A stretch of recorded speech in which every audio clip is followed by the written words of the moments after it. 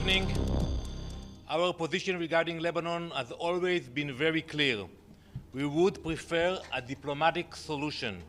We are entirely focused on achieving our objectives, which in the north is the return of our displaced citizens who have become refugees in their own country, back to their homes, back to their schools, back to their families. The suffering is always on our mind. We're talking about elderlies, kids, entire families. If we can return them back home, it means that we are not responsible for their well-being. That's why the government decided to add this objective to the goals of the war. Do not mistake a peaceful nation for a defenseless one. We have the means, we have the capabilities to achieve this goal. If diplomacy fails to return our residents to their homes, then we will use all means at our disposal in accordance with international law to achieve our aims. We are grateful for all those who are making a sincere effort with diplomacy to avoid escalation, to avoid a full war. We are open to ideas, but we are very honest about it. Our goal is to push Hezbollah from the fence, allow the residents to come back to the communities, and I hope we will be able to achieve it without using our military capabilities. In our region, you can have a lot of talks, but you actually have results when it happens. So as I said earlier, we welcome the initiatives from different negotiators, and I think they know exactly what we expect. And if we can achieve it with diplomacy, it will be much better for Israel, much better for Lebanon. I'm not sure Hezbollah care much about the people in Lebanon or the Iranians, which I have seen the applause they received in the General Assembly. I'm not sure they will be happy about that, but for the sake of the Lebanese people and the Israelis, a diplomatic solution is much better for all. I don't know where you got those numbers. I don't know how many terrorists are included in those numbers. We are targeting terrorists who are sending rockets to our communities. A few hours ago, a rocket flew to Tel Aviv that was intercepted, and we will continue to target terrorists. But all of this can stop immediately. Once Hezbollah will stop firing missiles and rockets into our civilian communities, there will be no cycle of violence in the region. The linkage that Iran decided to do between Hezbollah and Hamas, holding the people of Lebanon hostage, that's something which I'm not familiar with. How can you do that? How can you put out, excuse me, let me answer your question. No, I'm answering your question. I'm not here to listen to your opinion. I'm not here to listen to your opinion. You ask a question, you get an answer. The linkage that the Iranian regime did between Hezbollah and Hamas, holding the Lebanese people hostage, that's not done. You don't start a war with Israel just because you want to show sympathy for the atrocities of Hamas. There is no contradiction. As we all know, Hezbollah placed the launchers of rockets in civilian properties, in houses, schools, hospitals.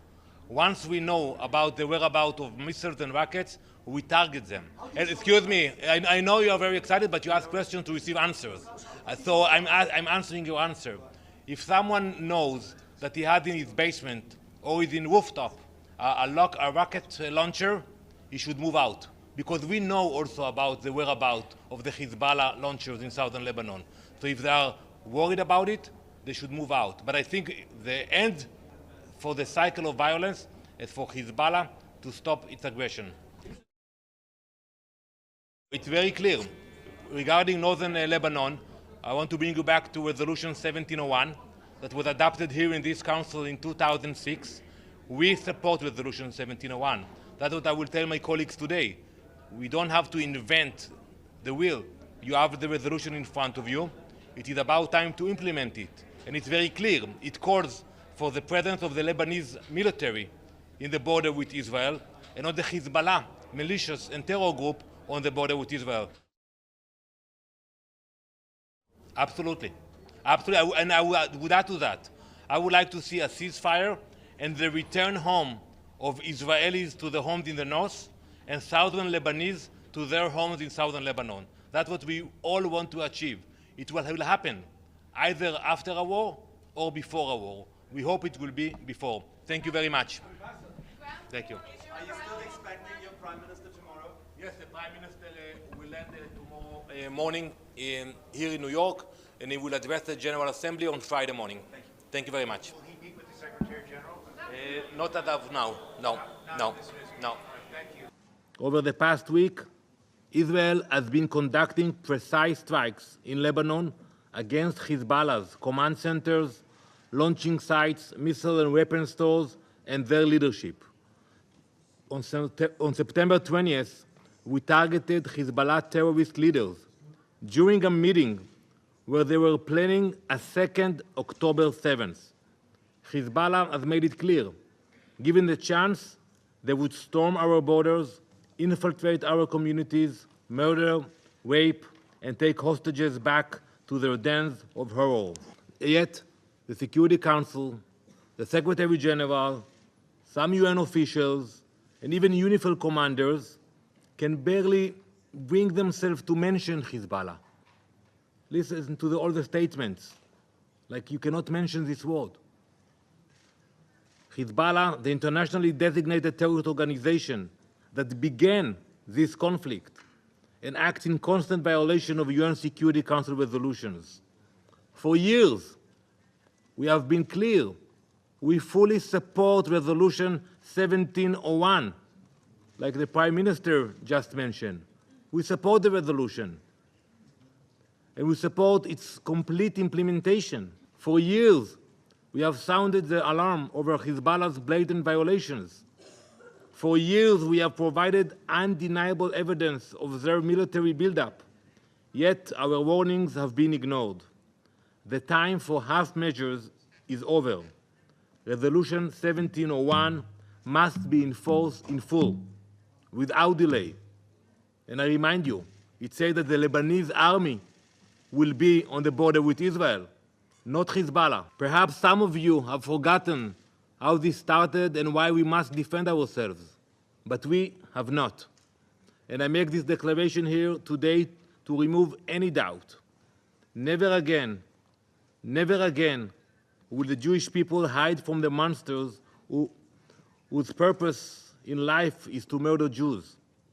Never again will we provide the benefit of the doubt to those who declare their intention to murder Jews. When they tell us and show us who they are, we will believe them. Israel does not seek a full-scale war. We have made our desire for peace clear to all those who are not blinded by hatred and political agendas. However, Israel is under attack.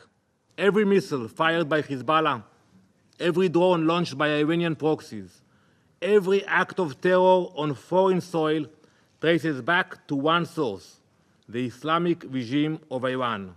It is the spider at the center of this web of violence, and we have to fight this web of violence. There can be no peace in the region until we dismantle this threat.